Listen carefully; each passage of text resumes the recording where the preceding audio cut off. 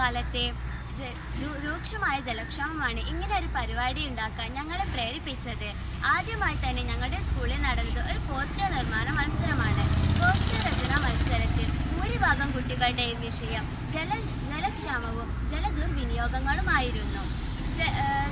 അതിനുശേഷം ഞങ്ങൾ ജലസംരക്ഷണ സേനയിലെ 15 അംഗങ്ങൾ അയൽവക്കത്തുള്ള 10 വീടുകളിൽ പോയി സർവേ നടത്തി. ജലക്ഷാമവും ജലദുർവിനിയോഗവും ഉൾക്കൊള്ളുന്ന 10 ചോദ്യാവലികൾ തയ്യാറാക്കി. മനുഷ്യരുടെ ഇടപെടലും പ്രകൃതിയുടെ നാശവും ജലത്തിന്റെ ദുർവിനിയോഗവും മുറ്റത്ത് ടൈൽ പതിക്കുന്നത് തുടങ്ങിയ കാര്യങ്ങളാണ് ജലക്ഷാമത്തിനു കാരണമെന്നു ഞങ്ങൾ കണ്ടെത്തി. ഇത് മറ്റു കുട്ടികളിലും എത്തിക്കാൻ വേണ്ടി ക്ലാസ് തലത്തിലും സ്കൂൾ അസംബ്ലിയിലും ഞങ്ങൾ ഇത് വിശദീകരിച്ചു. മാത്രമല്ല LP ക്ലാസുകളിൽ മഴ കലണ്ടർ തുടർ പ്രവർത്തനമായി നൽകുകയും ചെയ്തു. ജലസംരക്ഷണ സേനയിലെ 15 അംഗങ്ങളും എൻ്റെ മഴ പുസ്തകം എന്ന പേരിൽ ഒരു നോട്ട്ബുക്ക് നിർമ്മിച്ചു. മഴ, ജലക്ഷാമം, വെള്ളപ്പൊക്കം തുടങ്ങിയ കാര്യങ്ങളെക്കുറിച്ച് പത്രവാർത്തവും വിവരണവും ഞങ്ങൾ അതിൽ രേഖപ്പെടുത്തുന്നു.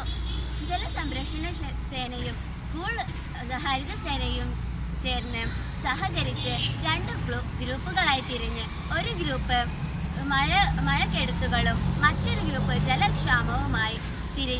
ജലക്ഷാമവുമായുള്ള വാർത്താ ശേഖരണ വിവരണ പ്രവർത്തനങ്ങൾ